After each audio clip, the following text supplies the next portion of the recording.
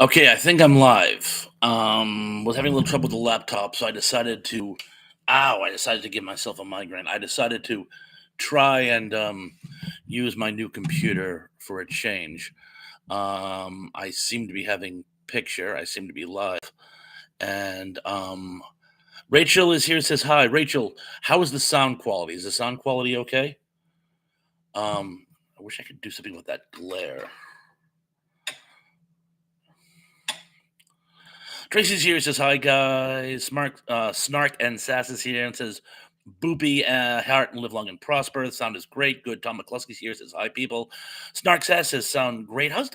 It seems a little foggy. I didn't have time to mess with the adjustments again because I was gonna go use my laptop, but it was giving me trouble for. It kept defaulting to the laptop camera, which isn't bad, but it's not great. Zublex is here. He says hello.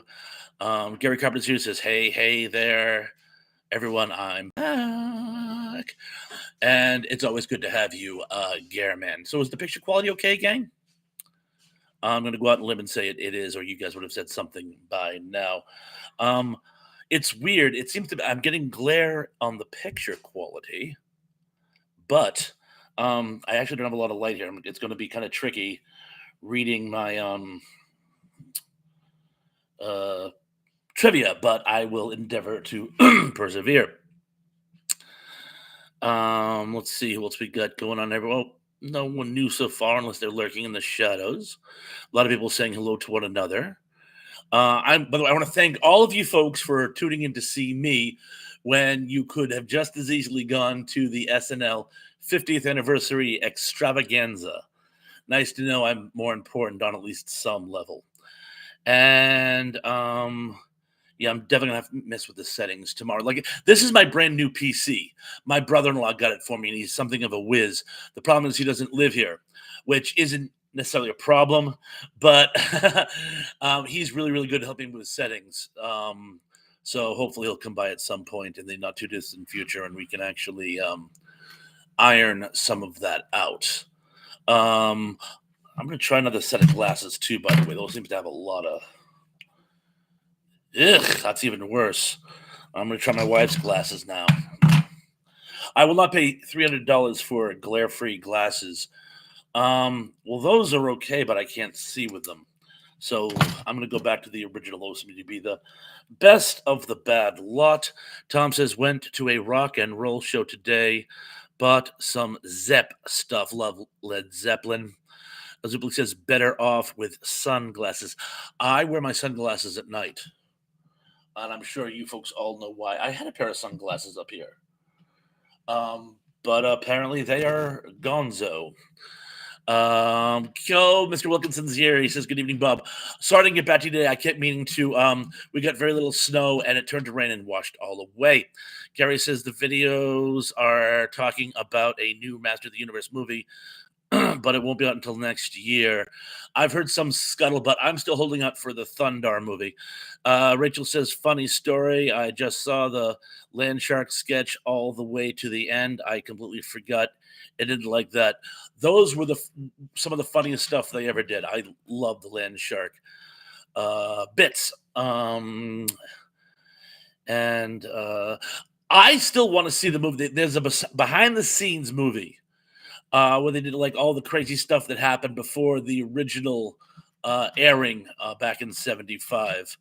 Uh, I've seen some clips of it on YouTube. The people they got to impersonate the characters are absolutely spot on. The only thing is, I think they take some liberty. Like, for example, there's an interaction between Milton Berle and Chevy Chase, which I believe did happen, but I believe that happened at another time. So maybe that was a flashback or a flash forward or a Flash Gordon. And Gary says, I was trying to finish my Irish ghost stories. Ooh, the Irish have some of the best ghost stories, don't they? Don't they? He says, Blues Brothers are my favorite. Do you know when they started doing the Blues Brothers? The whole thing started because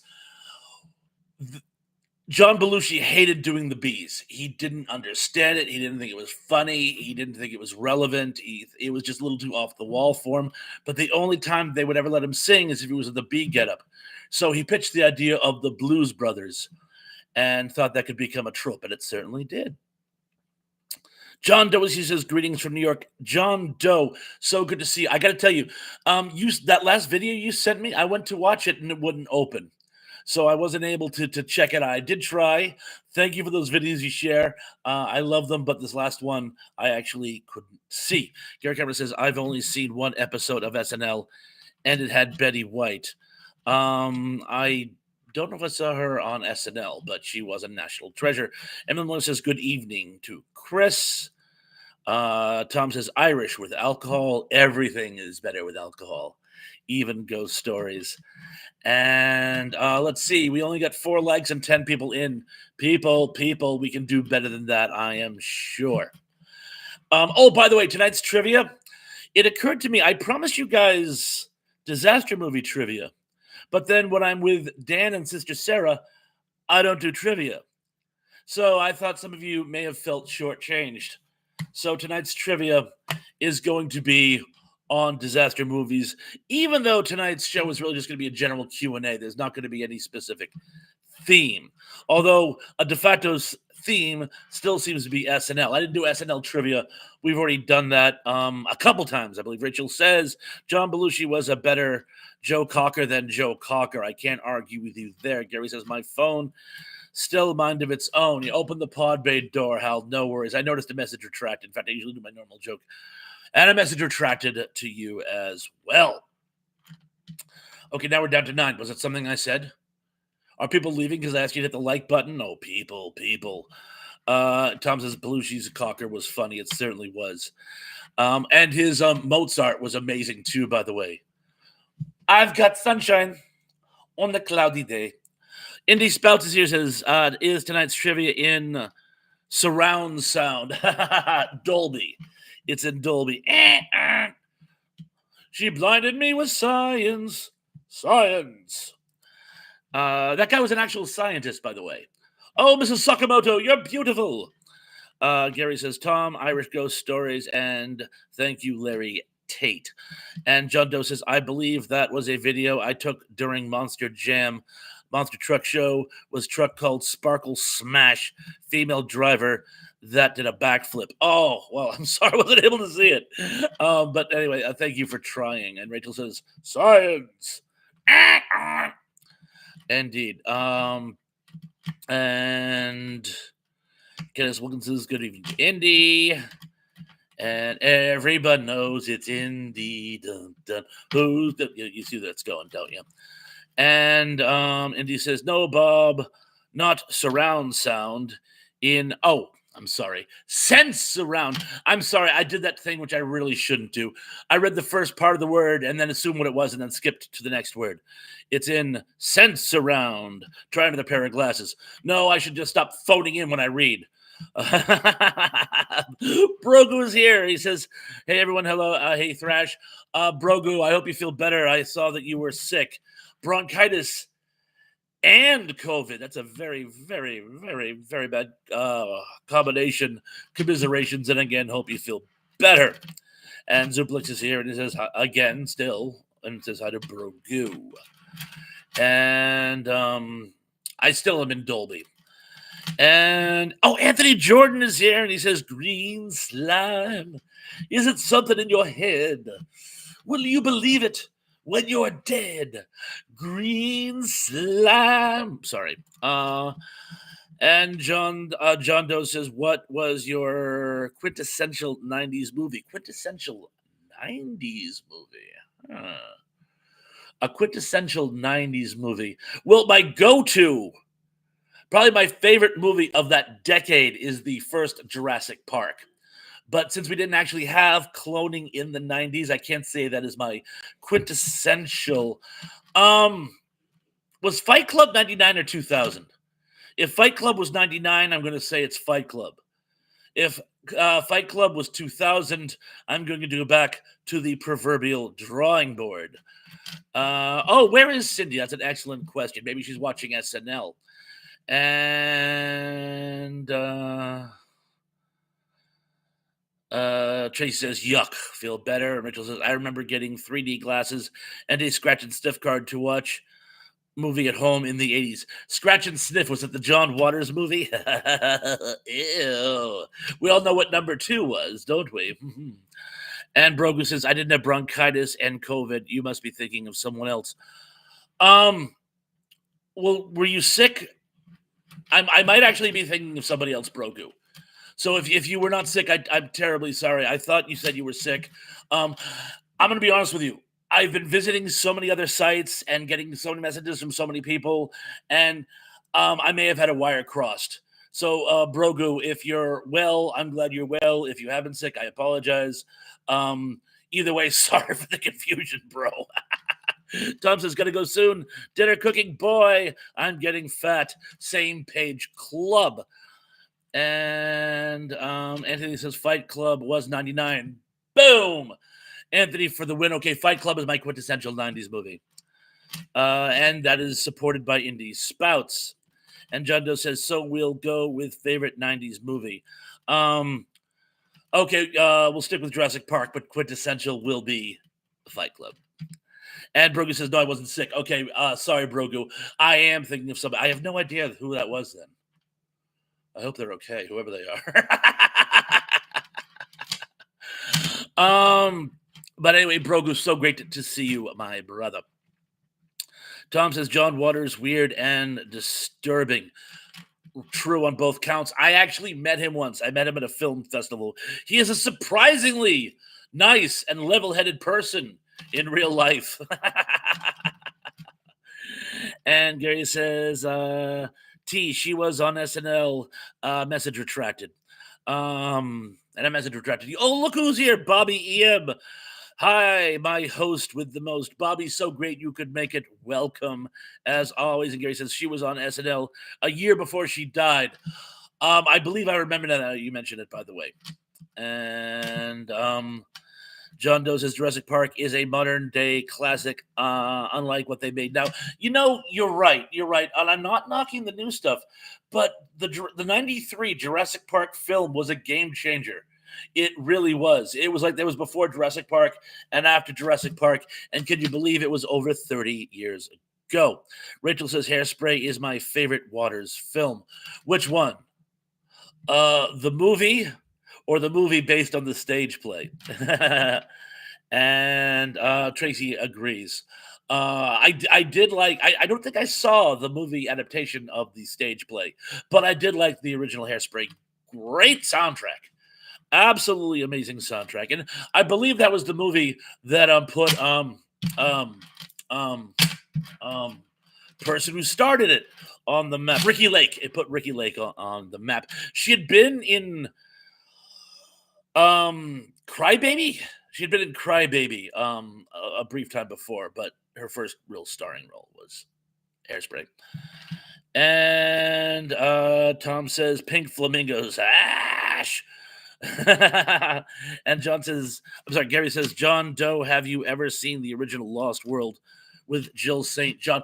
You know, I was literally, not figuratively, I was literally just watching that. Of course, that wasn't the original Lost World. The original Lost World was made in 1925, and some consider it the first kaiju film because a brontosaurus breaks loose and wreaks havoc down the streets of New York.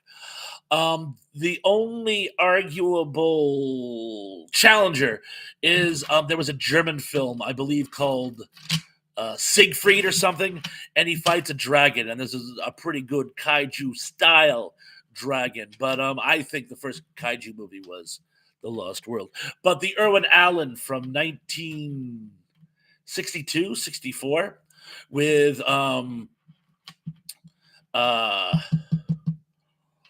Claude Rains and Lorenzo Lamas and others is an amazing movie. It really is. I used to love that movie when I was a kid. Still do. I was just watching it the other day again to reiterate. Tracy says my nickname is Tracy Turnblatt. LOL. I love it. I'm going to call you that from now on.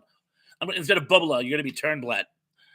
Tom says too much for me. Rachel says the original Hairspray. Ah, very good. Crybaby was after Hairspray. I could have sworn. I'm not going to disagree with that, but I could have sworn what probably happened. I think I may have seen Crybaby after Hairspray, so it's wire crossed in my head. I remember Tracy Lords dun, dun, dun, dun, dun, dun, was in that movie as well, and Johnny Depp was actually it's arguably one of the best roles. And of course, how can you forget Iggy Pop? Love Iggy Pop. Blah blah blah. And I'm not saying blah blah blah, but Iggy Pop, that was, in my opinion, his best album. Tug is here. He says, "Hola, hola to you too, que paso." And John Doe says, "For me, there was only the Jurassic Park trilogy. The Jurassic Park World trilogy is trash." Gotcha. I didn't care for the second one either, the one that starred Jeff Goldblum, and I'm not entirely sure why it missed something. I'm not sure what. John Doe says, "I have the Silent Lost World and the '60s version." Oh, John Doe for the win. Excellent. And Christopher says, "Did you ever go to Universal or Islands of Adventure in Florida?" Bob, Universal. I've been to Universal, yes. A lot of people saying hi to Tug. Tom says, "Come on, cry for me." And he says, "If you're going with a 99 movie, I'll take Matrix for the decade." The SF nerd in me votes Independence Day. The movie fan in me says Jurassic Park. The critic in me says Pulp Fiction. Ooh, Pulp Fiction really is a tough nut to crack. But Fight Club really spoke to our generation. You know what I'm saying? Fight Club was kind of a hallmark for us. I mean, Pulp Fiction was great, but how many people actually lived as gangsters in the 90s? Maybe you did, Indy. But there's not a bad movie on that list, with the arguable exception of Independence Day. Oh, yes, I went there. John Doe says, "Fun fact, they use footage from the Lost World in Voyage to the Bottom of the Sea." Irwin Allen was famous, and I mean famous, for reusing his own footage. He reused stuff in everything. I saw those two lizards with the fins taped to their backs fighting probably 50 different things. Anthony Jordan says, "I think one of Johnny Depp's best roles was Donnie Brasco." Excellent film. An excellent film, definitely. Brian from Music, Movies, and More is here. He says, "Hi there, Thresh. Hey, Music, what are you doing, my brother? So good to see you. My Flock is everywhere is here," and says, "Hi. Hey, my Flock, so good to see you." Brogan said, "Did you say Tracy Lord?" It's just say I've seen her movies also. Yeah. I've seen the movies that can be shown. Tug says, "I used to work at the Marvel store in Islands of Adventure." Oh, excellent. Skimming down, a lot of people saying hi to Sarah as well. They should. Emily says, "I've never seen Pulp Fiction nor Fight Club." A lot of toxic masculinity there. I can't says I blame you, but there are good films. Gary Carpenter says, "Anthony, I think Johnny was better as a pirate, Captain Jack Sparrow." Gary says, "Anthony, I think Johnny was better as a." Oh, there we go. And Form's Content is yours. Hi, Thrash and chat. Form's Content, so good to see you. And Tug says Johnny Depp's best role was Ed Wood. Okay, yeah, he was absolutely amazing as Ed Wood. That's a great film. That's an amazing film, by the way. And I loved Martin Landau as Bela Lugosi. And John says Michael Keaton's best movie are Batman and Beetlejuice. What about the movie where he plays Ray Kroc? I thought he really nailed Ray Kroc. But yeah, those two movies are absolutely amazing. Sister Sarah says, "Hit that thumbs up, share out, comment after the show, please." Oh, and by the way, Sarah, I heard now I've already made a mistake once. So if you haven't been sick, please forgive me. But I heard that you were feeling poorly. So I hope you're feeling better, my dear. If you weren't sick, I apologize in advance. Like I've been getting so many messages from so many people. I think a couple wires crossed in a few places here and there. Gary says Cindy is probably watching SNL. Yeah, it's kind of my thought as well. Rachel says, "My date took me to see Pulp Fiction against my will." There was a lot of that. I think the second movie Mrs. Thrash and I saw in our early dating when she was trying to friend zone me. We all know how that worked. When she was trying to friend zone me, I think we went and saw Pulp Fiction. Well, she get to pick the first one. At least you can do is let me pick the second one. Anthony says that I did say one of his best, so left the room for other roles. And left room, not left the room. I left the room for the roles. No, I left room for other roles. Oh, certainly, certainly. I get there's no wrong answer. There's no. I'm having trouble thinking of a role that Johnny Depp wasn't good in. I mean, maybe the movie wasn't great, but he never phones it, and he was even good in Platoon, even though they cut like 3/4 of his footage. And Gary says, John, you were so right about that. Foremost contestant here says, a lot of us were mad about Keaton as Batman, but he proved us wrong. Definitely. Definitely. I thought he did an amazing, amazing job as Batman. Let's get nuts. Gary says, I refuse to watch Pulp Fiction. Free country. Rachel says, I loved Ed Wood. Depp is one of the best actors of his generation. And was he discovered dumpster diving because he was like homeless at one point? And Zublik says, liked Michael Keaton in Night Shift. Night Shift, it really is a great movie. I know he was really playing second fiddle to Henry Winkler, but I thought he stole the movie. I really did. I really did. And of course, oh no, please don't fail me now, mind. Belser. Richard Belser plays one of the gangsters, and I love Richard Belser. I even liked him in that horrible, horrible Puppet Masters rendition he was very briefly in, but I thought he was good in it. Rest in peace, Mr. Belser. And you know what he was absolutely great in? And every time I think of Richard Belzer, I think of this.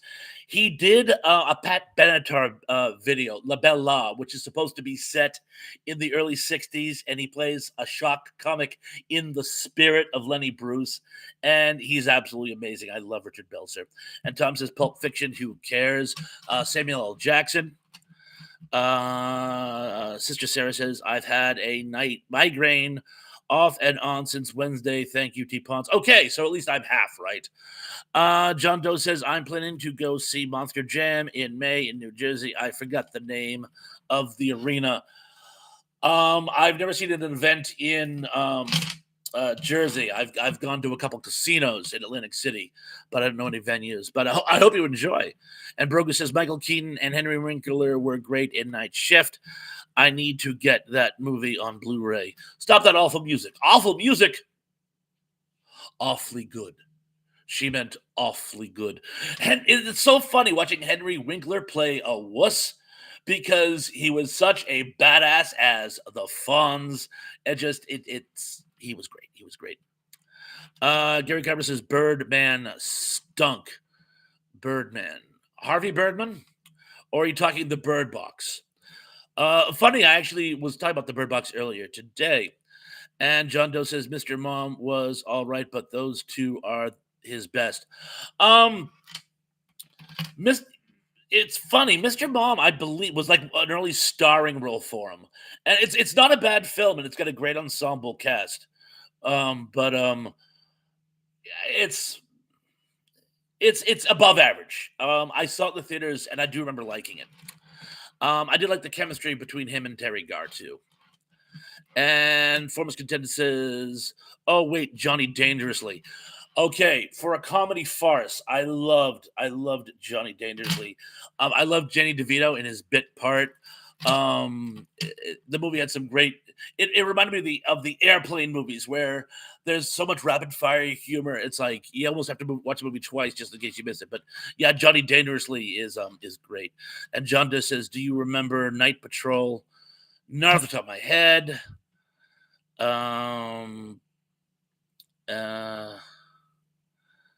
And he says, a vermin is going to shoot your brother at the Savoy Theater tonight. I'm trying to remember what the next line is. That's from Johnny Dangerously. And the Lower East Side.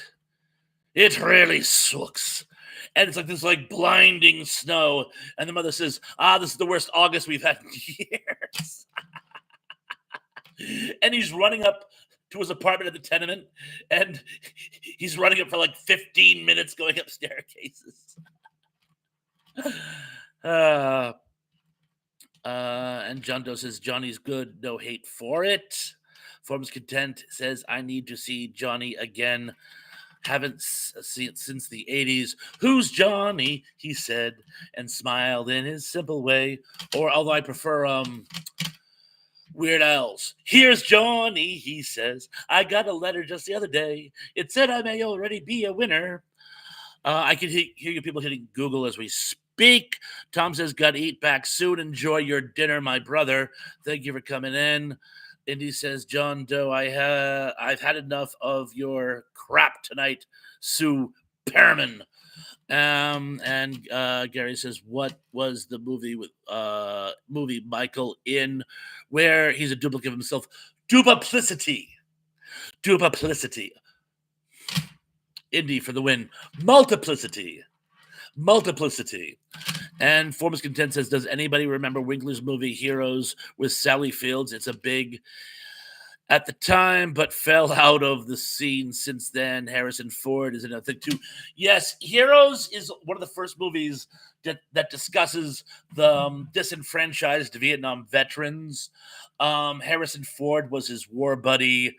Um, and Well, it was Sally Fields. I think I saw it on HBO when I was in middle school, and I was at the time my mother was engaged to an ex-army colonel who was in fact a Vietnam veteran himself, and he kind of got me into the whole Vietnam. So, well, my mother, of course, protested the war, and he was a veteran who later changed his mind on the justification of the war. So it was kind of a hot topic in my house when I was a kid, and as a result of which, I saw a lot of movies about the disgruntled Vietnam veteran at the time, and I do recall that one. Emily says, "Thomas, you'll probably be back just in time for trivia." Ooh, he better eat fast. We only get about 6 minutes. John Doe says Henry Winkler was in the Lord's office, Flatbush. The Lord's of Flatbush, Lord's office of Flatbush, or was that Sylvester Stallone? Sylvester Stallone was the star in it. Winkler had a supporting role. I remember because when I watched it, I was a huge Happy Days fan, and I was despondent because he had a shockingly small role, and for most of it was on crutches. But yes, Stallone was the star of that film. And Gary Cameron says that one was a silent movie, and I don't like them. Only talkies. Not sure which of those was a silent film, but I do like some silent films. Tug says Johnny Five still alive. Tug for the win. Indy says Butterfly. The Butterfly Effect. Um, Tug says, "I like multiplicity." Brogu says, "Do you remember in Johnny Dangerously when they were walking and then all of a sudden they were out in a field in the middle of nowhere and Johnny said, 'Where the hell are we?'" I don't recall that scene, but it sounds about right. One of the funniest things was when they deport his deportations aren't funny. I should probably say that in today's climate, but in the spirit of the movie, when they're deporting his rival, and he gets said they deport him to Sweden, and in the banner headline he goes, he claims he's not from there. I thought that was the funniest thing in my high school graduation video. We had a foreign exchange student from India who was a friend of mine, and when I introduced him on the camera, I said he's a foreign exchange student from Sweden. um, Clearly him not being such. Tug says, as I understand it, Sylvester Stallone was also in a 1981 crime drama called Nighthawks. Never heard of it. And Rachel says the best Harrison Ford movie to me is regarding Henry. That's the one where he gets shot during a robbery and becomes a different person when he survives. Sort of like the guy who was like tamping down the gunpowder and underwent a personality change. How can you not go through a personality change when you get a bullet through the head? Gary Carter says Michael Keaton was in Jack Frost, where he comes back as a snowman. We can build a snowman. Foremost contender says, I remember liking Nighthawks a lot. We just talked about it for about an hour and a half today. I saw it last night. It was Mrs. Thrash. Love that movie. Saw it in the theaters with my dad when I was like 13. Gary Carpenter says, Michael Keaton was in Jack Frost. Oh, I think I read that one already. John Doe says, who played the wife of Stallone in the movie Nighthawks? Lindsay Wagner. And Superblick says, busted cell phone. Gary, indeed. Indy says, say butterfly in Johnny Five's voice, and maybe it will come back to you. Butterfly. I haven't seen the movie in like 40 years. I'm sorry. I'll take your word for it. But butterfly. You can say that 2 times. Tracy said, I like Cooley High. I'll give you that. And he says to John Doe, Wagner played the ex-wife. Yeah, but they're reconciling. They're reconciling. And John Doe says, I like the Killer Snowman movie, Jack Frost. Yeah, a different Jack Frost, but yes, definitely. And Rachel says, every time I hear about the deportation, I think of Green Card. I'm from East LA.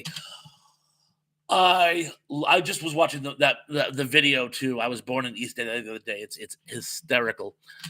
And Rachel says every time. Oh yeah, I already read that. I'm sorry. And Tug says, "LOL, you win this round, Thrash." Happens on occasion. And Gary says, "It's got a mind of its own." The phone, yes, indeed. And Foreman's Content says, "I think of Born in East LA by Cheech Marin." Okay, El Fuego. I got one question and nothing more. Where were you born? I was born in East LA. Okay, El Fuego. Who's president? Oh yeah, that guy from Death Valley days. John Wayne. Although I was in hysterics the other day. I had a flashback to Back to the Future, and the best scene in the entire movie is, okay, future boy, who's president? And I saw it in the theater, and the entire theater burst out laughing because they all knew where it was going. And he goes, Ronald Reagan. Ronald Reagan? The actor? Zerblick says deja vu. Yeah, I have deja vu all over again. And Zerblick says, when you mention a butterfly, the only thought that comes to mind is that movie with Pia Zadora. Well, that and Butterfly Effect. And what movie was Pia Zadora? Santa Claus Conquers the Martians. Forms Content says, oh, I read that as a movie called Green Card, LOL, with Gerard Depardieu, who's proven to be an ew. Gerard Depa. Ew. More like it. You see what I did there? Gerard Depa. Ew. I like that. Gerard Depa. This is the way we beat the joke. Beat the joke. Beat the joke. And he says, who's president? That guy from Death Valley days, John Wayne. Yes, exactly. And oh, by the way, help a brother out here. Isn't Elvira, doesn't she have a small part in that video as well? I believe she does. And John Doe says, outside of Star Wars and Jurassic Park, what other movies have changed the way movies are made? Any number of them. Jaws. Jaws created the summer blockbuster. Ooh, Performance Contend. Jaws would have been on that list, I think. Well, there you go. Well, there. By the way, guys, it's now 8 o'clock sharp, and for once, I'm actually going to start my trivia at 8 o'clock sharp. So, am I going to be able to do this without? Dear God. I'm just going to get a little more light so I can read. Oh, and Ziplik says, can't forget it, Gary. How her career has been evolved. Yeah. Pio Zadora. Yes, of course, Pio Zadora. Armbrook says, I'm sorry, but I have to go now. Everyone enjoy the stream and enjoy the coming week. And always remember, this is the way I am forever. Night. I am Brogu. Love it, Brogu. We are Brogu. Peace out, flying scout. Peace out, flying trout. Peace out and never pout. And on that note, I shall start. Oh, and Rachel says, yes, Elvira, a.k.a. Cassie Peterson, is in that video. And Emily says, I just realized Lance hasn't made an appearance. Oh, shout out to Lance. Lance, if you're watching in later, hello. And Forbes Content says, Bound for Glory gave us the steady cam shot, LOL. Lisa Fields is here, says, hi, Thrash, everyone. You're just in time for trivia. And on that note, I'm going to start the trivia. And as always, I shall start them in no particular order. Number 10. Some consider this woman to be the queen of disaster films. Is it A. Jeanette Scott, B. Jacqueline Bisset, C. Karen Black, or D. Fay Ray? I shall repeat. Some consider this woman to be the queen of disaster films. Is it A. Jeanette Scott, B. Jacqueline Bisset, C. Karen Black, or D. Fay Ray? This is the way we milk the clock, milk the clock, milk the clock. This is the way we milk the clock. And you know what? I thought this was going to happen. Give it a few more minutes. Okay. Oh, come on, people. There's 13. I only see like 4 answers. John does is Jill St. John. I actually got this answer from an interview I was reading on the history of disaster films. So it's, I must confess, slightly ambiguous. And the irony is, I see all the answers except the one that I had. Lance probably is watching SNL. But anyway, Lance, shout out to you as well, and Cindy, and everyone who can't make it. I believe Danny can't be here tonight because he has no power.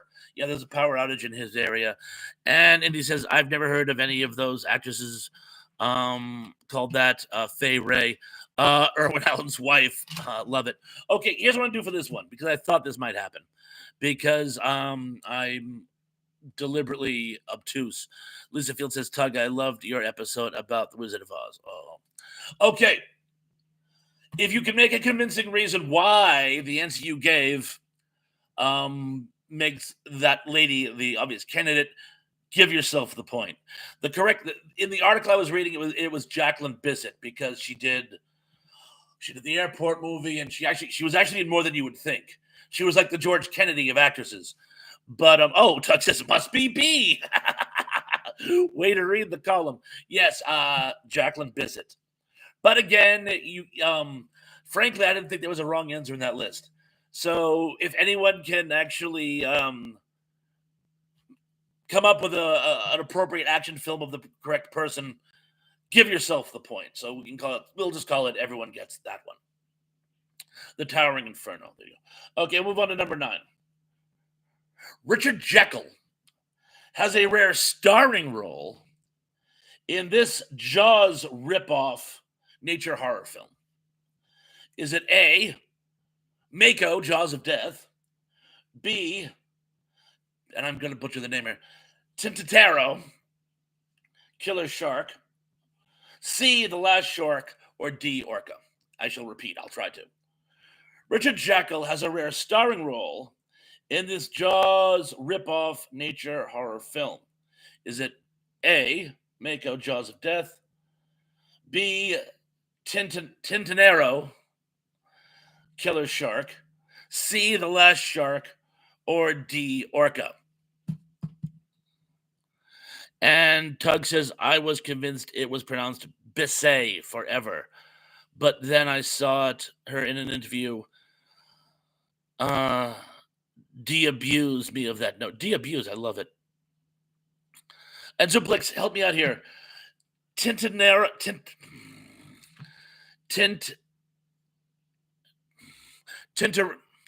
it's supposedly, it's the Spanish word for tiger shark. But I can't pronounce it to save my life. And Foremost contends that Tracy loved Fran in Hollywood Nights. I haven't seen Hollywood Nights in forever. And give you guys another second. Zublik says, that's how I understand it. Thank you. I just say Tiburon. And Emily says, I took French in high school, so I'm no help. Emily, you're always help. John Doe says, Spielberg sued for the obvious rip-off of Jaws. I'm not a bit surprised. And yes, it was Mako, Jaws of Death. And Tug says,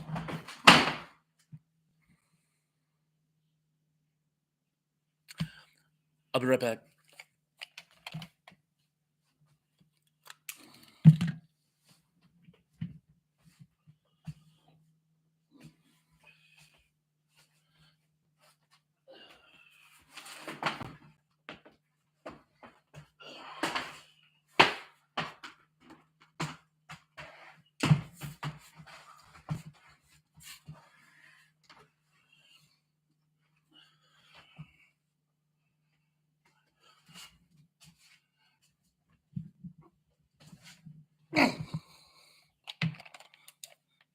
Piece of crap room divider.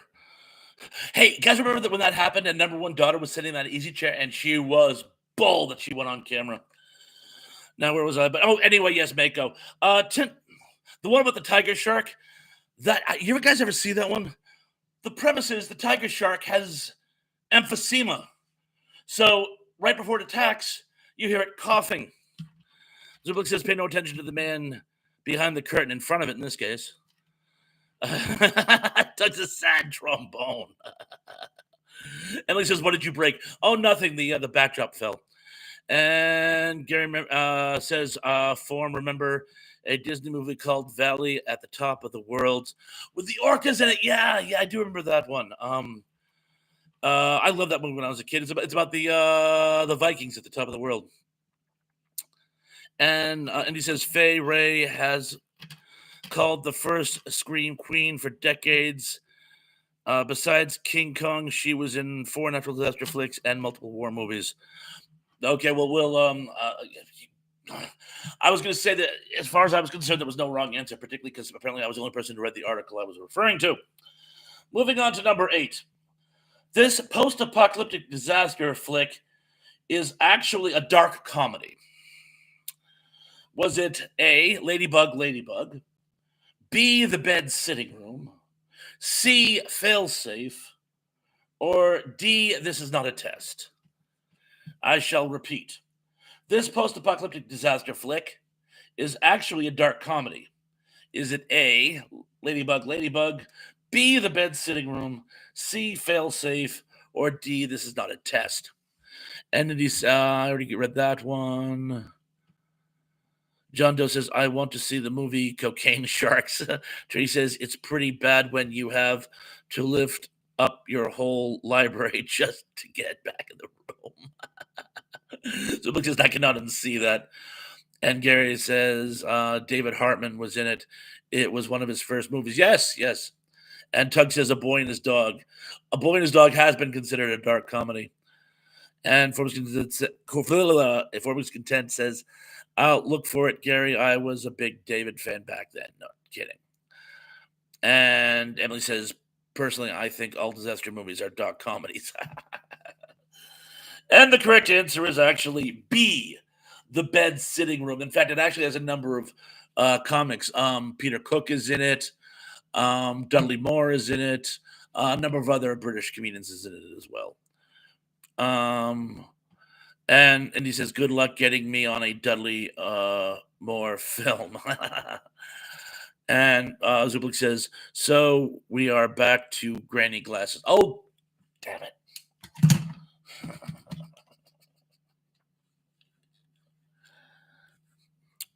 Is that better, Sonny? Number 7. This disaster film does not feature sci-fi perennial Ray Milland. Was it A, Panic in the Year Zero, B, Frogs, C, Cave In, or D, Airport 75? Dying.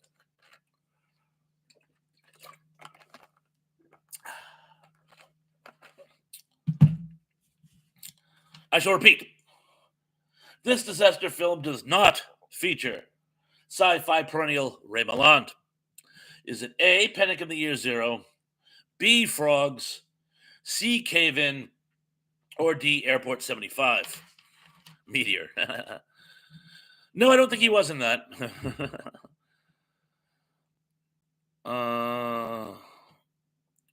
Gary says, Indy, Arthur, and Arthur 2.0 on the rocks. Oh, is Kenneth leaving? Oh, Christopher, have a great night, by the way. Thank you so much for joining us. Take care of yourself. Tell your dad I said hi. And the correct answer is actually D, Airport 75. Ray Milland was not in that. Everyone else was, but Ray Milland was not in that. Brian says, have a great night, Thrash. Heading off.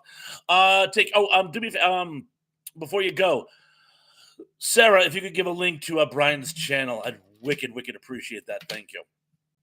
And Brian, take care of yourself. And check out Brian's channel if you get a chance, folks. Number 6, and then we'll get scores.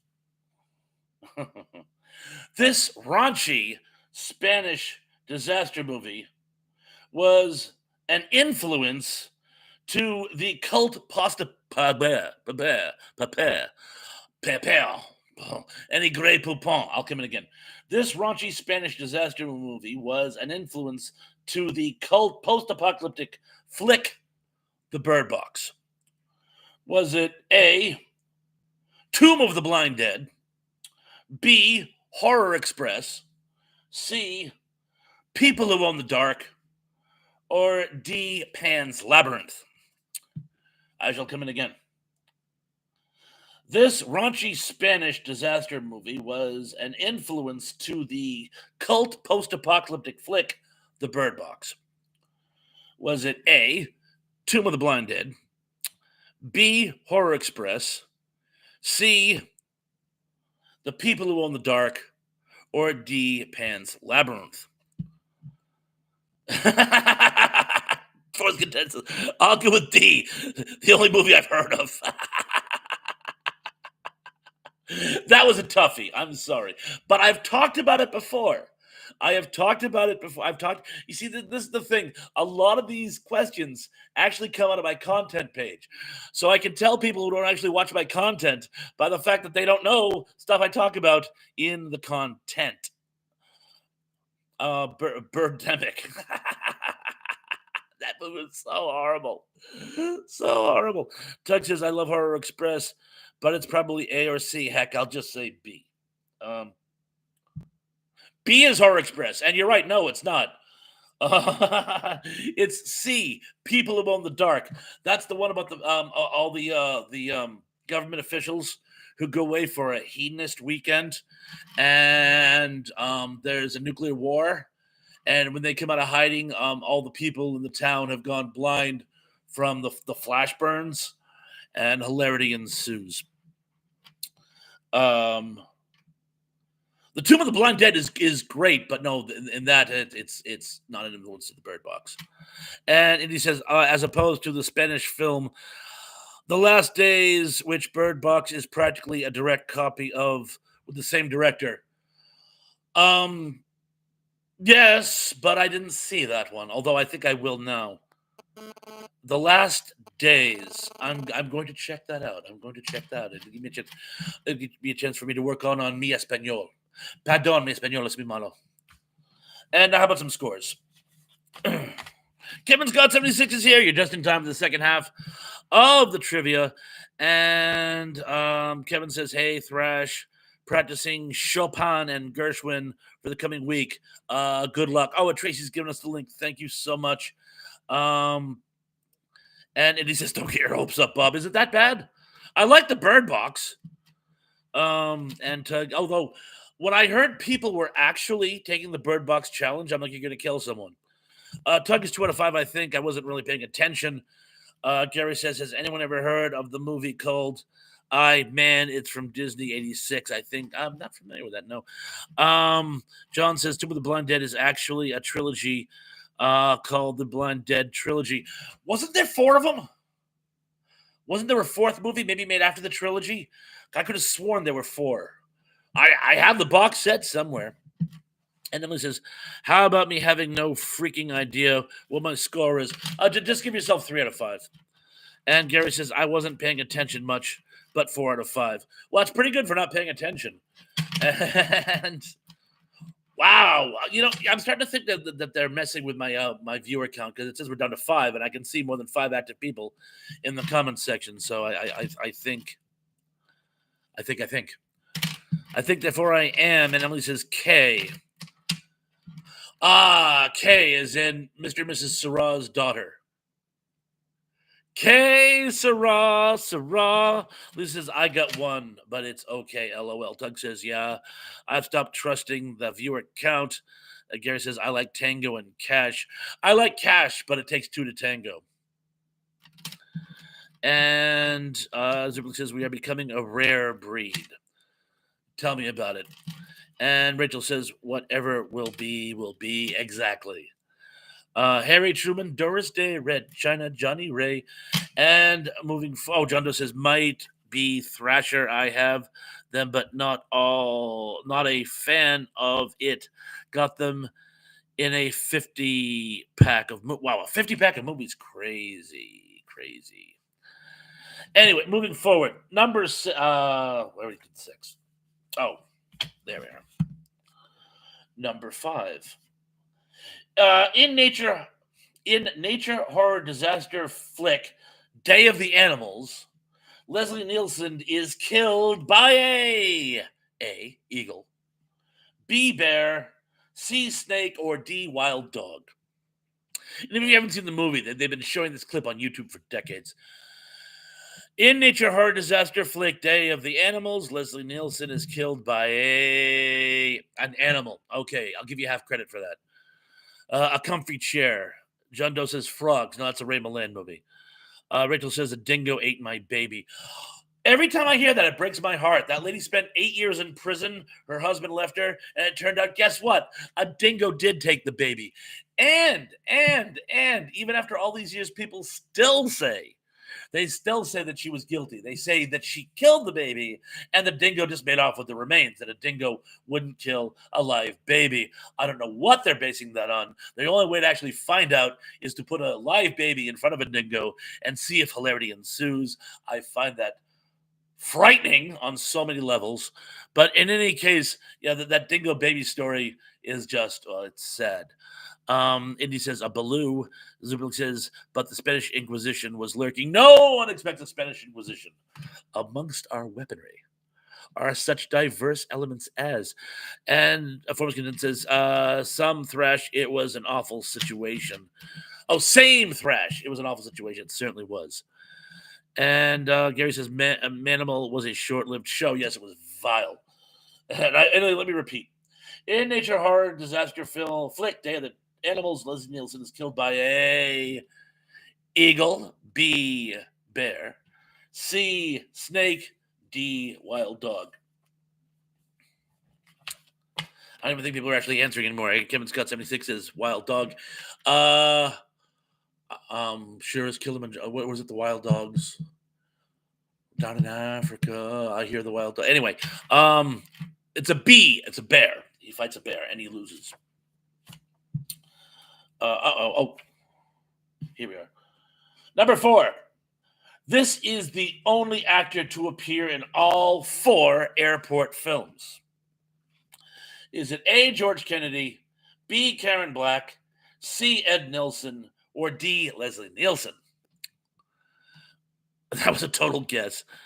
And John Doe says the Aboriginals sometimes give babies to the pack of dingoes to raise if the mother dies during birth for a very short time. Oh, I see. You were doing a whole Mowgli thing. Now I'm with you.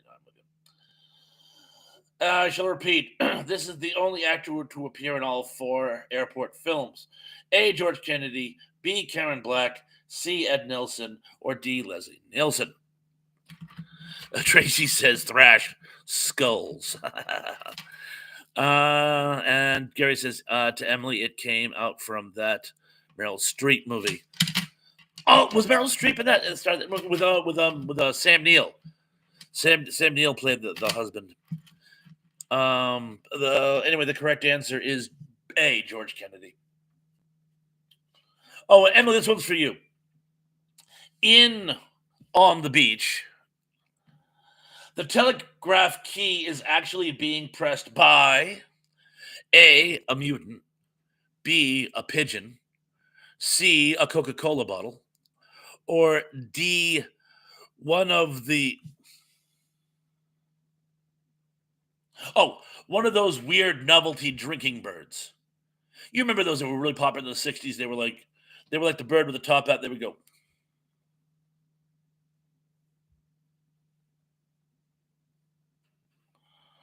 Anyway, I shall repeat. And he says, the wild dog cry out in the night as they grow restless, longing for some solitary company. That's why I kept going back to the Kilimanjaro. I know that I must do what's right. Sure as Kilimanjaro rises like Olympus above the Serengeti. Coolest songline ever. Sure as Kilimanjaro rises like Olympus above the Serengeti. Wow! It's enough to make you want to go to Africa, which I've always wanted to do. Although since the pandemic, my traveling days are over. I never want to go to someplace I can't drive home from.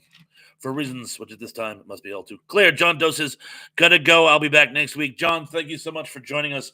Have a great evening. Take care. Zazublik says, can you repeat the answers, please? All of them? Well, the last one was George Kennedy. On the beach, it was a Coca-Cola bottle. And Doug says, I bless the rains down in Africa. Saying crazy train down in Africa. I fought Claude Rains down in Africa. Zombies ate brains down in Africa. I'm stuck. What other answers did you need, Superplex? Just give yourself all of them. Number 2. We're almost there. It's almost over, folks. It's almost over. In addition to being an alien invasion flick, War of the Worlds may also be classified as a nature disaster film, B, a natural disaster film, and I will distinguish between the two if needed, C, an atomic age disaster film, or D, a pandemic. A romantic comedy. There is a romantic plot, but I don't know how funny it is. I shall repeat.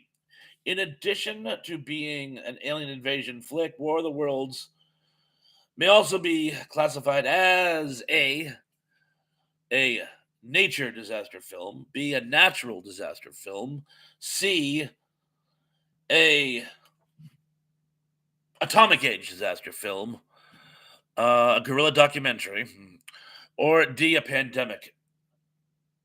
A pandemic! The aliens die from disease. Oh, by the way, the distinction between nature and natural disaster.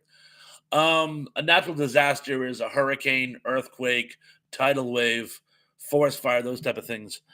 A nature disaster is when the animals attack, like in Frogs or Kingdom of Spiders. Because they don't normally do that. And number 1, thank God. This was tougher than I thought. Number 1. Of all the cast members listed below, only on this list, by the way, also only of the cast members listed below, which is the only member to make it out alive in the Poseidon Adventure? Is it A, Leslie Nielsen, B, Ernest Borgnine, C, Roddy McDowell, or D, Gene Hackman? I shall repeat. Of the cast members listed below, which is the only member to make it out alive in the Poseidon Adventure? Is it A, Leslie Nielsen, B, Ernest Borgnine, C, Roddy McDowell, or D, Gene Hackman? Well, you got it right, Emily. Zublik says, wah. Wait, which one was the answer to question 2? A pandemic. D, a pandemic. That's why I said it's a pandemic, because the aliens die of disease. So, D, number 2. Romantic comedy. Fomus Caden says, didn't even threw in Shelley Winters to make it easy.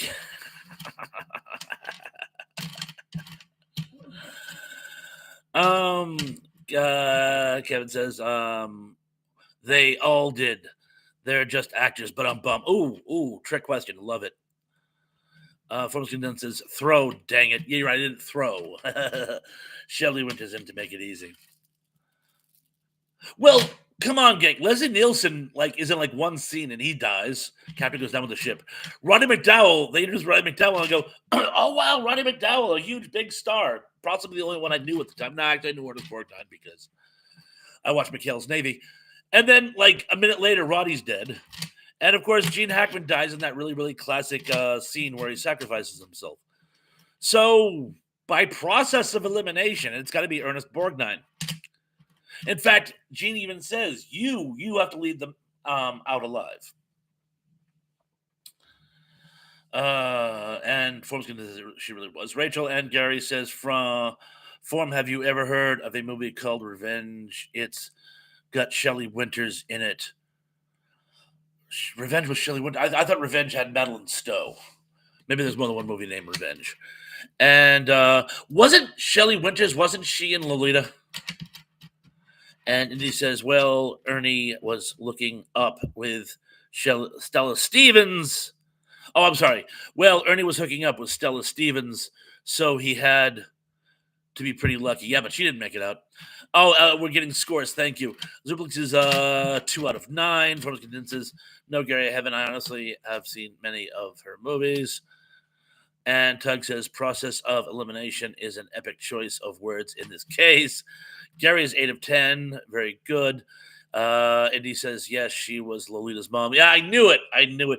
My favorite trivia for Lolita is when she went to see it at its premiere, they wouldn't let her in. She was 17. It was considered an adult film. She couldn't get in. She's like, but I starred in it. And they're like, we don't care. It's illegal and we'll get in trouble if we let you in. We'll be contributing to delinquency.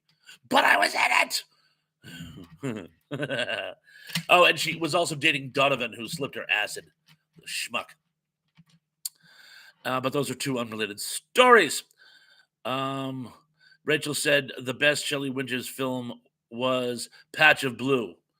Not to be confused with Blue Denim. Another raunchy movie for the time. And Formkin says, I probably know her more as a Carson guest than an actor. Yeah, she was on Johnny a lot, I guess. He says, tough one for me. I'm sorry. I'm sorry. I'm going to start, I don't know. You know what we should do? We should have you guys submit the questions to me. And then it won't be my fault if nobody gets them. Zubik says, the worst Shelley Winters movie was a Poor Pretty Eddie. I don't think I ever saw that one. Tug is 4 of 10, I think. Gary says, Form, I found it on YouTube and I've never heard of it either. Emily says, I'm going to say 7 out of 10, whether it's right or not. I will give it to you. Tug says, I should have been listening more carefully. Made a few stupid answers. There's no stupid answers, only stupid questions. Tug says, I already said that one. Lisa Fields got 2. Yeah, but you showed up late. But we still love you as always. And Gary says she was great in The Batman as Bob Parker. And Trey says she was in Lolita, meaning Shelley. Yes, thank you. And Zubil says Shelley was also in The Night of the Hunter. And Emily says, Lisa, that's probably closer to my actual score. Kevin Scott got 2 out of 10. Yeah, but you got here late too, didn't you? So we'll call it 2 out of 5. And he says Shelley Winters' best movie was The Night of the Hunter by a mile. Oh, very good. Another vote for Night of the Hunter. And Formless Content says, I was 10 out of 10, but not the right direction. Sorry, Form. And Emily says, Form is a perfect score is a perfect score. Gary says, Poseidon Adventure was her best one. And Form says, I'll take it, Emily. And Lisa says, Emily, awesome. As long as we all have fun, folks. As long as we all have fun. We almost had a disaster here with my Attack of the Killer backdrop.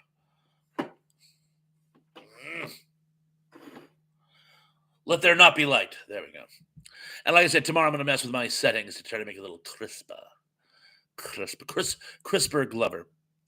Tug says, a patch of blue. I'm not familiar with Patch of Blue. I have seen Blue Denim. Tug says, the Naked Spur. I haven't seen a Naked Spur either. Sounds suggestive. And Lisa says, I always have fun here with you guys. Oh, Lisa, thank you so much. You are appreciated. And Indy says, I spent half of the quiz defending Fay Ray's honor, which is more than she'd ever done. Yeah, she was with Spruce Goose, dude. Yeah, him. Yeah, she had an affair with the guy who invented the Spruce Goose. Hughes, Howard Hughes, Howard Hughes. Thank you. My mind is slipping, although I still remember to take. Yeah, Howard. Thank you, thank you, Indy. Where you've taken to like helping me in very small doses. How, like in what was it What's up, Doc? How, Howard. Your name is Howard. Um, and Rachel says the patch of blue was with Sidney Poitier. Love Sidney Poitier. And the book says Miss Winters won an Oscar for Best Supporting Actress in Patch of Blue. How have I not seen Patch of Blue? How have I not seen Patch of Blue?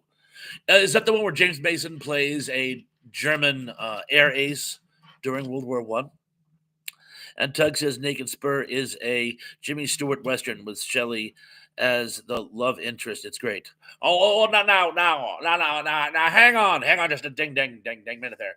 Are you saying there's a Jimmy Stewart Western that I haven't seen? Well, this just can't be. This can't be. I'll have to like actually see it now. And Rachel says Portier. Yes, Portier. And Gary says, what was the movie that Hawkeye on MASH was talking about? I think it's got blue in the title. Yes. Yes. That was the one that was banned in Boston. Oh. If Mrs. Thrash was here, she'd know it. She's a huge man. I know the one that got stuck with was State Fair, which was not banned anywhere, although it should have been. But I'm sure Indy will know in just a second. Tracy said, I had great fun. Thank you, Tracy. Turnblatt, always wonderful to have you, my dear. Rachel says, it was about a blind girl. Oh, Johnny Belinda. Yes, Johnny Belinda. And, oh, no, wait, no, she could see. She was deaf. I was close. And Zubik says, that's what I'll come in again. Luke says, that's what I am asking. You were asking if she won the Oscar. Well, I'm sorry, I don't know. I'm sure someone here does. Luke says, the moon is blue. It certainly is. It certainly is. Gary says, I love Samantha Egger. I loved Hammond Egger. And Indy says, in retrospect, the Blue Max sounds like it does nowadays, doesn't it? It sounds like a hymn said. Lame, Curly, I'm going to have to smack the two of you very, very hard. Jeez, it's the corpse. Let's scram, fellas. Woo-woo. Woo-woo. That's my James Mason Esmo from the Three Stooges, in case anybody couldn't put those two together.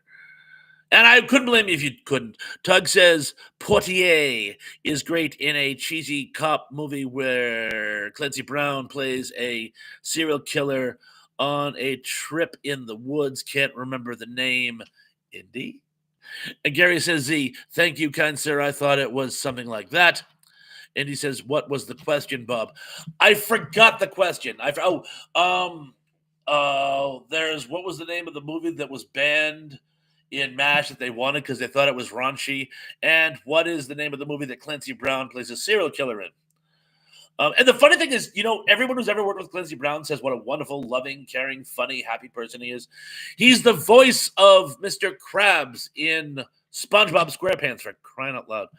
And Gary says, Rachel, Johnny Belinda. And Tug says, it's only a paper moon. I saw Paper Moon. That was the one that was set in the 30s, I believe. Yeah. And Emily says, Indy, who even knows? And I know we've really gone like off the. Shoot to Kill. Thank you. And Tracy says, message retracted. The message retracted to you too. And Tug says, that's the one. Indy, thank you very much. And Gary says, Samantha Eggar was in Dr. Dolittle. I'm assuming the one with Rex Harrison, and which has nothing to do with the book. And Zuplik says, no, what I was asking was, why you haven't seen Patch of Blue and the moon is blue is the answer to Gary's question. Okay, so the moon is blue is the answer to Gary's question. Okay, thank you. For some reason, I wouldn't have gotten that. I was thinking somewhere else. And in answer to your question, um, I have no excuse for not seeing Patch of Blue. I have not seen it. And Tug says Paper Moon is great, Tracy. And Tug says I like money. Who doesn't? And Indy says I know they mentioned some Victor Mature movie in on the announcements. I was not mature enough to see those.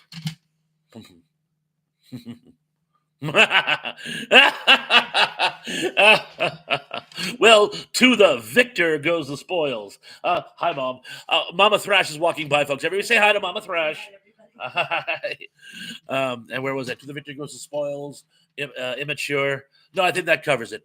Anyway, yeah, she thought it was funny. She's my mom. She has to think I'm funny. She's laughing at that. She thinks that's funny. You laugh or cry. You know, I've made her do both. God knows I've made her do both over the last 50 plus years. And Emily says Clancy Brown was good in Gotham. I've loved Clancy Brown in everything he's ever been in, even things that aren't particularly good. I think he's great in. He also did voices for Rick and Morty, by the way. And yeah, Tug says Clancy Brown is good in everything.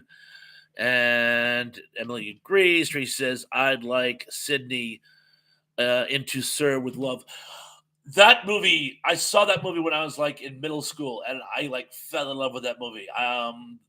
The song, oh yeah, Mama Thrash is agreeing. Amazing movie, amazing song by Lulu. I believe plays a teenager in it, even though she's like 40 at the time. Great movie. Although I got to tell you, if I have to pick, and I know this is a tough call, it's hard to pick your favorite Sidney Poitier movie, and a lot of people say In the Heat of the Night, but no, Lilies of the Field is my favorite Sidney Poitier movie. Um, for some reason I just think he's absolutely amazing in that. Probably because the nuns only speak German. It's almost like a one man show. Like he's like playing off them. So and I really everyone's saying hello to Mama. Hi, Mama Thrash. Everyone's saying hi, Mama, and she's saying hello back. I loved him and guess who's coming to dinner. Oh, well, duh. And she, of course, points out, guess who's coming to dinner, which, by the way, I made a valid case, was a precursor to Night of the Living Dead. Not because they were going to eat him for dinner, but, well, you know what? Watch the content. Watch my top 10 influences to Night of the Living Dead, and it will make way more sense. And I'm getting so much. I took the headset away so I could hear what my mom was screaming at me, and I'm getting a lot of feedback. So I'm going to put it back. I can believe it or not, I can still hear her, even though she's not saying anything. I could hear her if she was. Leave me alone. That she thought was funny too. You see, I can still hear her. Where was I? Oh yes, other people saying to Sir with Love. Excellent. The Defiant One. Oh my God, I can't believe I didn't even think of the Defiant One. But yes, the Defiant One is a great flick. Tintorello. Isn't it the one with the tiger shark with emphysema? And he says, but how do you thank someone who is taking you from crayons to perfume? I never hit the perfume phase, and I never get out of the crayon phase. It is easy, but I'll try.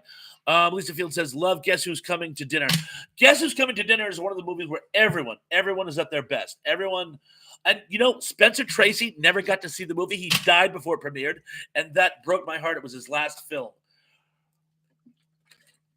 I think it was released the week I was born. I think it was August 1967, I want to say. Well, that was when I was born. I don't know if that's when it was released. But it was around then. And yes, Spencer Tracy died like days before it premiered, so we didn't get to see the actual premiere. Harrison Ford is in it. He plays a heart rod driver, which is funny because he plays a similar role in Where Were You in 62, American Gravity, because there ain't no law of graffiti. And I think my pontification took me away. So I'm going to skim through Love Because We're Coming to Dinner. Emily says In the Heat of the Night is the only Poitier movie I've ever seen. Shame on you. You're going to go and see another Sidney Poitier movie before we speak again.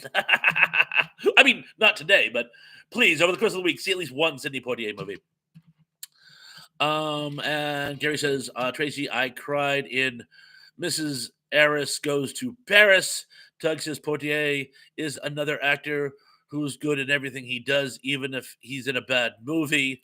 Valid. Zublik says he did too many. I am the moral compass in the film roles for me, but given the age of the movies we're in, it was entirely understandable. Well said. Well said.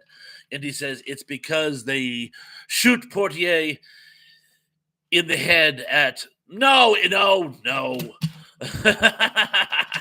They do not shoot him in the head. Ew. And Lisa says Emily, he has a lot of good movies. He certainly does. And Gary Carpenter says Geek was he was great in Guess Who's Coming to Dinner. Yes, he certainly was. And Duplex says that's new to me. Indy, yeah, he's referring to Night of the Living Dead, where the hero gets shot in the head at the end. Spoiler alert. Of course, if you're one of my fans and you don't know how Night of the Living Dead ends, that says more about you. Tracy says, "No way, Tracy's last film." And Emily says, "Lisa, I guess his movies were just never my go-to genre." And he says the Bedford incident was pretty solid. Bedford incident was amazing. I actually saw that in college in a Cold War studies class. And that movie has such an amazing cast. And the end, it has a really like sort of end. But yeah, the Bedford incident is a great one. And Rachel says, "Everyone go watch Patch of Blue." I will watch Patch of Blue before the next show. I promise. I might even review it. Emily says, "I don't think I will thrash." Oh, it's okay. I'm not your supervisor, but if you feel inclined to, please do. Gary says, "Bob Hope is my go-to movies." I did like some of his road movies. Tug says he was in Sneakers. He was in Sneakers. Yes, he was. And Emily says there's no Bob Hope movie I don't like. And Sidney Poitier wasn't in any of them, I'm afraid, so that won't help. And he says Ned Ryerson. And Tug says, Gary, when I was a kid, I loved. Boy, did I get the wrong number. I'm trying to remember that one. I'm trying to remember that movie. I've heard it, it's like bringing in my head. And Zublik says the only actor who all his films were worth watch was John Cazale. And I know I mispronounce his name. I always do. Cazeel, Castavetes. And Gary says, there's that one with Catherine Hepburn, where she's a Russian pilot who defects to America. It's not really that good. But it has Catherine Hepburn, so how bad could it be? And Emily says, Tug, Facts of Life with Hope and Ball. It's pretty funny, too. That one I don't think I've seen. And I've been trying to find Meet the People. I saw it years ago, like when I was in college, and I've been trying to find it again. That's the World War II propaganda film Lucille Ball made. And Indy says, I found the pacing of the conversation problematic. And Zublik says, next week, Sidney Poitier trivia. You guys want Sidney Poitier trivia? I will happily do Sidney Poitier trivia. The only problem is that will so put Emily behind the 8 ball because, well, she doesn't watch his films. And Gary says, I love 8 on the Lamb. And Zublik says, but I did enjoy it. Indy. And Emily says, Thrash, wrong number, had Phyllis Diller. Oh, yes. Okay, I do. I remember Bob Hope, Phyllis Diller. The only scene I can remember is he gets off. Is that the one? I'll give you $5 if you talk to my boyfriend. Oh well. I love Phyllis Diller. Did you ever see? I think it was on Madden's Place. They were trying to get Phyllis Diller, but she couldn't make it, so they got Betty White. But they tried to make Betty White do her routine as if she was Phyllis Diller, and they gave her the cigarette with the holder, and she kept talking about Fang. Tug said, plot twist, they were Oh, actually, Gary Oldman. He's just that good.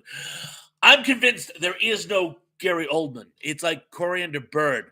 What happens is they sometimes an actor decides to go by a stage name and he picks the name Gary Oldman because Gary Oldman looks different in every single solitary thing I have ever seen him in. There's one movie where he was black and didn't consider it blackface. He just became black for the role. If that was racist, I apologize. Uh, and Emily says, Thrash, wrong number. Oh, yeah, I already read that. I'm sorry. Yes. Previously established. And Zipperly says, sure. Gary says she was in several of his movies. Okay, so I might be remembering two different ones. But I do remember Phyllis Diller.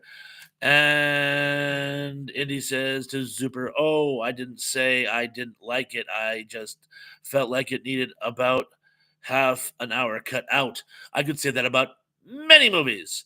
And Indy says, message retracted, and a message retracted to you as well. Zuper concedes point. And Tug says, you might be right, Indy. And Indy says, darn it, Tug, you just made me check to make sure I'm not Gary Oldman.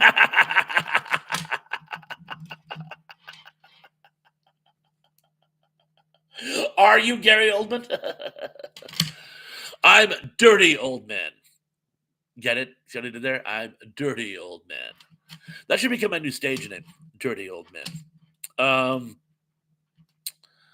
Tracy said she loves Betty. Who didn't? She was a national treasure. My daughter absolutely adored Betty White. Had tickets to see her on the 100th anniversary. Got her money back, but was monumentally disappointed. Tug said he was more Sid Vicious than Sid Vicious in Sid and Nancy. You know, I didn't like Sid and Nancy. Don't hate me. Don't hate me. I did not like Sid and Nancy. I tried, but I think he portrayed Sid Vicious very well. But Rachel says, good night, all. I have to go. Rachel, thank you so much for joining us. It's always been our pleasure. Emily says, Gary, are you talking about Diller or Ball? Could be both. Tracy says, will the real Gary Oldman please stand up? He is standing up. Emily says, I know Lucy and Bob were in quite a few movies together. Love you thinking that to Rachel. Gary says, Diller, she was in 3 of his movies. He made 6 with Lucy. Oh, very good. And Tug says, everything is a lie. Gary Newman is older than Gary Oldman. I believe it. And Indy says, in your defense, old man Gary is pretty confusing. And Tug says, no worries, Thrash. It is a clunky movie. And Tracy says, Niders to 208. And Tug says, Gary Oldman does stand up. LOL. It wasn't so much, you know what bothered me about Sid and Nancy? Is that, I mean, great, he was very, very, very self-destructive, but he was so self-destructive, I was finding it really, really, really, really hard to be sympathetic towards him. And it's funny because I like the Sex Pistols, but I don't think I ever really realized what a self-destructive, self-absorbed blah he was. And Emily says, Gary, I just remember wrong number with Diller. What other 2?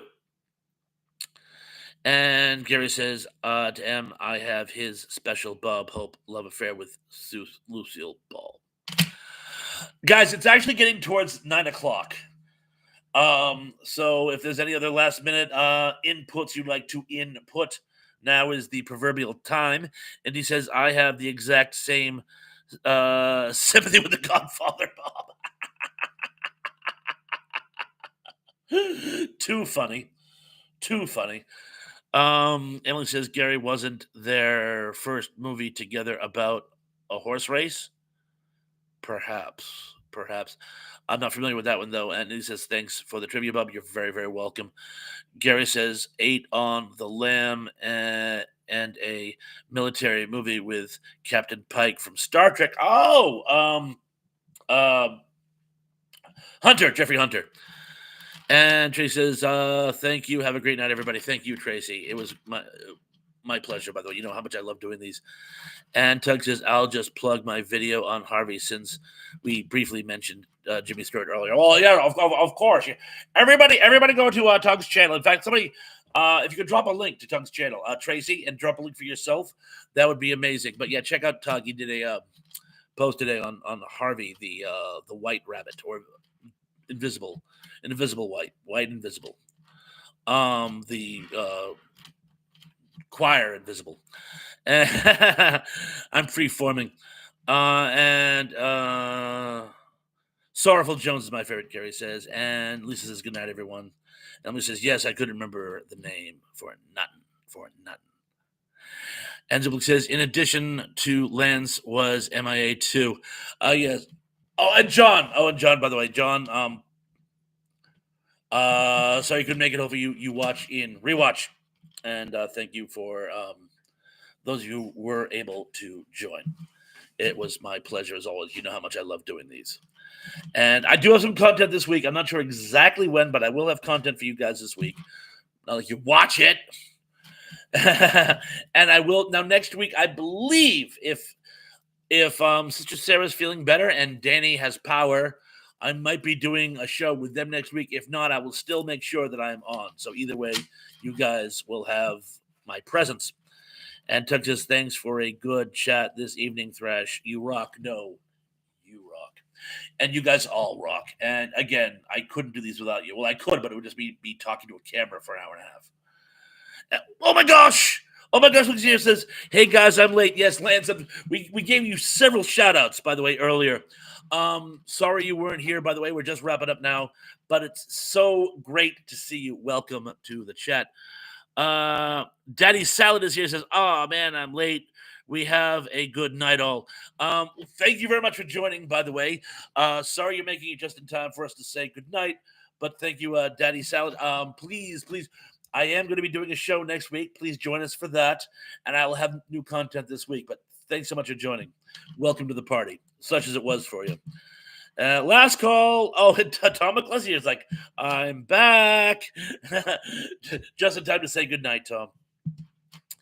And let's just see. Tug says, and Tom comes back. Just yeah, there we go. Mike, oh my gosh. Mike Silva's here too. Mike, you're just in time to say goodnight, by the way. We're just wrapping up now. But I'm so glad you could make it. It's great to see you.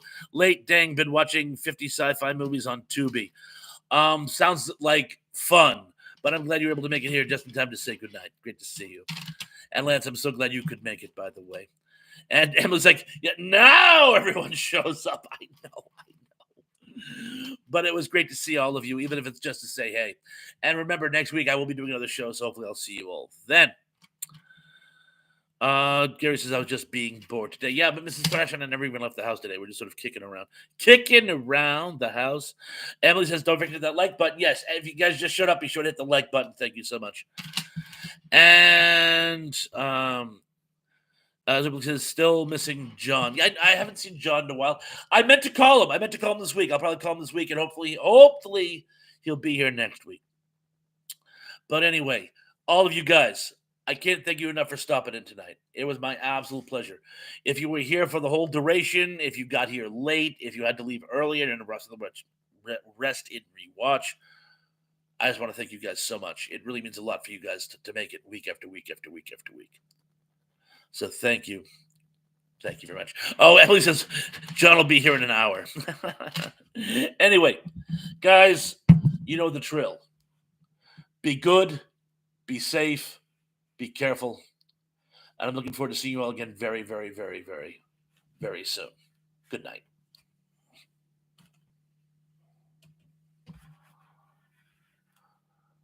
That's a little anticlimactic. My mouse froze when I was saying good night.